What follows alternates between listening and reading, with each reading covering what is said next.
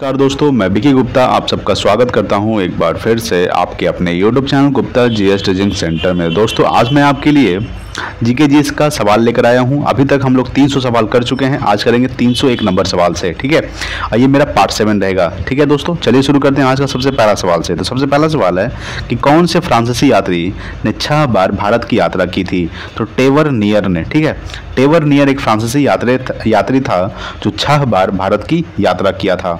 Next है कि केंद्र सरकार ने शिक्षा का हक अभियान किस स्थान से शुरू किया? तो नूह यानी कि मेवात यानी कि हरियाणा से। ठीक है, केंद्र सरकार ने शिक्षा का हक अभियान हरियाणा से शुरुआत किया था। नेक्स्ट है कि G20 की स्थापना कब हुई थी? तो 1999 में। कब हुई थी? 1999 को G20 की स्थापना हुई थी और 1999 को ही कारगिल युद्ध भी हुआ था। कब हुआ था? 1999 को। ठीक है, नेक्स्ट है कि महात्मा गांधी ने अपनी आत्मकथा किस भाषा में लिखी थी?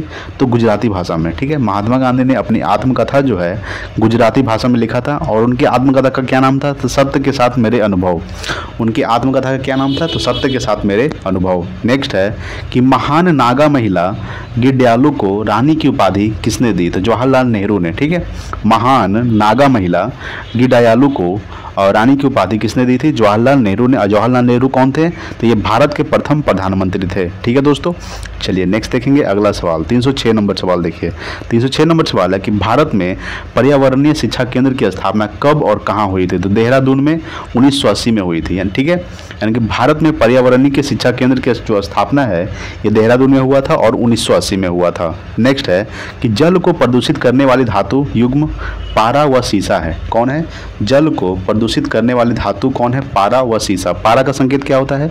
Hg होता है। इसका एटॉमिक नंबर परमाणु संख्या 80 होता है। ठीक है, और एक होता है Pb। सीसा को क्या बोलते हैं? Pb। ठीक है, इसका एटॉमिक नंबर परमाणु संख्या 82 होता है। कितना होता है? 82।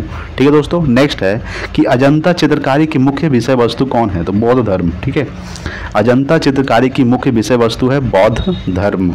नेक्स्ट है कि हापुस आम का मूल स्थान रत्नागिरी यानी कि महाराष्ट्र में है। ठीक है, हापुस आम का जो मूल स्थान है रत्नागिरी महाराष्ट्र। नेक्स्ट देखेंगे अगला 310 नंबर सवाल देखिए। ठीक है, तो 310 नंबर सवाल है कि सबसे पहले विश्व नागरिकता का विचार किसने रखा?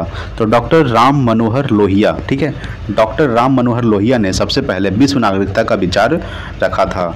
नेक्स्ट है कि अशोक के काल में कौन सी लिपि दक्षिण भारत में प्रवर्तित हुई थी? तो ब्राह्मण लिपि। ठीक है, यानी कि अशोक के काल में कौन सी लिपि यानी कि ब्राह्मण लिपि दक्षिण भारत में प्रवर्तित हुई थी। नेक्स्ट है कि कुमार संभव महाकाव्य किस कवि ने लिखा? तो कालिदास ने। ठीक है, कुमार संभव महाकाव्य जो है ये किस कवि ने लिखा था? तो कालिदास ने लिखा था। नेक्स्ट है कि सूफी संप्रदाय किस धर्म से संबंधित है? तो इस्लाम धर्म से। ठीक है, यानी कि सूफी संप्रदाय जो है ये इस्लाम धर्म से संबंधित है। नेक्स्ट है कि चिश्ती संप्रदाय की स्थापना किसके द्वारा की गई थी? तो ख्वाजा मोइनुद्दीन चिश्ती के द्वारा। ठीक है, ख्वाजा मोइनुद्दीन चिश्ती के द्वारा चिश्ती संप्रदाय की स्थापना की गई थी। ठीक है दोस्तों, चलिए नेक्स्ट देखेंगे अगला सवाल। 315 नंबर सवाल देखिए। 315 नंबर सवाल है कि नाखून पॉलिश परिमार्जक में क्या होता है? तो ये होता है एसीटोन। क्या होता है? एसीटोन होता है, यानी कि नाखून पॉलिश परिमार्जक में क्या होता है? एसीटोन होता है। नेक्स्ट है कि विश्व व्यापार संगठन जिसको हम लोग WTO बोलते हैं, क्या बोलते हैं? वर्ल्ड ट्रेड ऑर्गेनाइजेशन, यानी कि विश्व व्यापार संगठन की स्थापना कब हुई थी? तो 1995 में। कहाँ हुई थी? जिसको हम लोग WTO बोलते हैं। क्या बोलते हैं? WTO यानी कि वर्ल्ड ट्रेड ऑर्गेनाइजेशन। इसका मुख्यालय कहाँ स्थित है? जिनोवा में स्थित है। ठीक है, और विश्व व्यापार संगठन की स्थापना कब हुई थी? तो 1995 को। नेक्स्ट है कि लोहे में जंग लगने पर उसके भार में वृद्धि हो जाती है। क्या होती है? लोहे में जंग लगने पर उसके भार में क्या होती है? वृद्धि हो जाती है। नेक्स्ट है कि कौन सा राष्ट्रीय पार्क भारत में सर्वप्रथम स्थापित किया गया था? तो जिम कॉर्बेट नेशनल पार्क कब किया गया था? 1936 को। कहाँ स्थित है? किस राज्य में स्थित है? तो उत्तराखंड में स्थित है। ठीक है, अच्छा, जिम कॉर्बेट नेशनल पार्क का पुराना नाम क्या है? तो हेली नेशनल पार्क। क्या नाम है? Heli national park Jim Corbett national park का पुराना नाम है। ठीक है दोस्तों, चलिए नेक्स्ट देखते हैं अगला सवाल। तो अगला सवाल आपके सामने है कि अंडमान और निकोबार द्वीपों का नेताजी सुभाष ने नया नामकरण क्या किया था? तो शहीद एवं स्वराज। ठीक है, अंडमान और निकोबार द्वीपों का नेताजी सुभाष ने नया नामकरण क्या किया था? तो शहीद एवं स्वराज। नेक्स्ट है कि प्रति वर्ष विश्व धरोहर दिवस कब मनाया जाता है? तो 18 अप्रैल को। ठीक है, 18 अप्रैल को प्रतिवर्ष विश्व धरोहर दिवस मनाया जाता है। नेक्स्ट है कि प्रथम व्यक्ति सत्याग्रह किसने किया था? तो विनोबा भावे ने किया था। कब हुआ था? तो 1940 को हुआ था। याद रखिएगा कि प्रथम व्यक्ति सत्याग्रह किसने किया था? विनोबा भावे ने। कब किया था? 1940 को। नेक्स्ट है कि लाख बख्श की उपाधि किस सुल्तान को दी गई थी? तो कुतुबुद्दीन ऐबक को। ठीक है, यानी कि लाख बख्श की जो उपाधि है ये किस सुल्तान को दी गई थी? तो कुतुबुद्दीन ऐबक को। नेक्स्ट देखेंगे अगला सवाल। देखिए अगला सवाल आपके सामने है कि कुतुब मीनार की 5वीं मंजिल का निर्माण किसने करवाया था? तो इल्तुतमिश ने करवाया था। ठीक है, यानी कुतुब मीनार की जो 5वीं मंजिल है इसने किसने करवाया था इसका निर्माण? तो इल्तुतमिश ने करवाया था। नेक्स्ट है कि अंतर्राष्ट्रीय व्यापार का प्रहरी किसे कहा जाता है? तो अंतर्राष्ट्रीय मुद्रा कोष यानी कि IMF, इंटरनेशनल म्यूचुअल फंड। ठीक है, अंतर्राष्ट्रीय व्यापार का प्रहरी किसे कहा जाता है? अंतर्राष्ट्रीय मुद्रा कोष को, यानी कि IMF, international mutual fund. Next है कि मदड़िया, जिसको हम बियर बोलते हैं इंग्लिश में, किसे कहते हैं? तो स्टॉक एक्सचेंज में वह व्यक्ति जो स्टॉक या शेयरों की कीमतों गिराने की आशा में वस्तु को भविष्य में देने का वादा कर बेचता है। ठीक है, यानी कि मदड़िया किसे कहते हैं? तो स्टॉक एक्सचेंज में वह व्यक्ति जो स्टॉक या शेयरों की कीमतों गिराने की आशा में वस्तु को भविष्य में देने का वादा कर बेचता है, उसे हम क्या कहते हैं?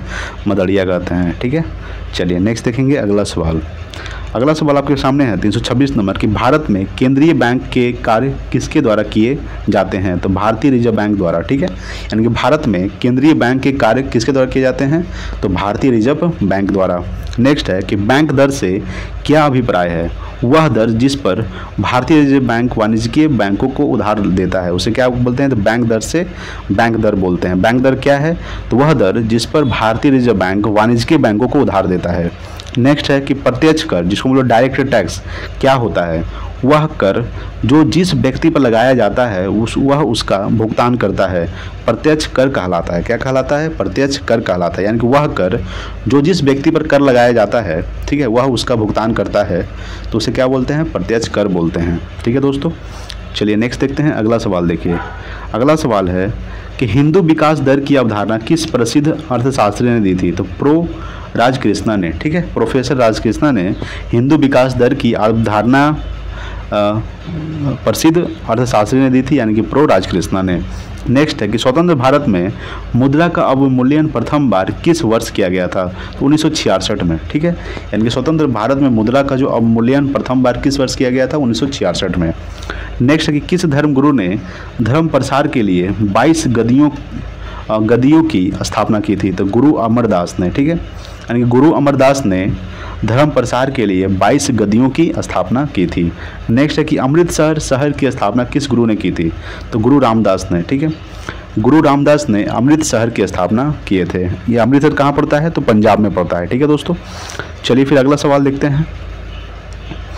अगला सवाल आपके सामने क्या है? तो देखिए काली मिट्टी को और किस नाम से जाना जाता है? सवाल है 33 नंबर कि काली मिट्टी को और किस नाम से जाना जाता है? तो रेगुर मिट्टी। ठीक है, काली मिट्टी को रेगुर मिट्टी भी कहा जाता है। और काली मिट्टी में ही कपास की खेती होती है और सबसे ज़्यादा कपास की खेती महाराष्ट्र में होती है। ठीक है, नेक्स्ट है कि बॉक्साइट का अधिकतम उत्पादन कौन सा राज्य करता है? तो उड़ीसा करता है। ठीक है, यानी कि बॉक्साइट का अधिकतम उत्पादन कौन सा राज्य करता है? तो उड़ीसा। अच्छा, एल्युमिनियम का अयस्क क्या है? तो बॉक्साइट जो है एल्युमिनियम का अयस्क है। ठीक है, नेक्स्ट है कि भारत सरकार का व्यय किस पर इमदाद के कारण अधिकतम है? तो तेल के कारण। ठीक है, भारत सरकार का व्यय जो है तेल पर इमदाद के कारण अधिकतम है। नेक्स्ट है कि किसी राष्ट्र की राष्ट्रीय आय होती है तो उत्पादन आयों का योगफल। ठीक है, किसी राष्ट्र की राष्ट्रीय आय क्या होती है? तो उत्पादन आयों का योगफल किसी राष्ट्र की राष्ट्रीय आय होती है। ठीक है दोस्तों, चलिए नेक्स्ट देखते हैं अगला सवाल। देखिए अगला सवाल है कि भारत की राष्ट्रीय आय में सर्वाधिक योगदान कौन सा क्षेत्र करता है?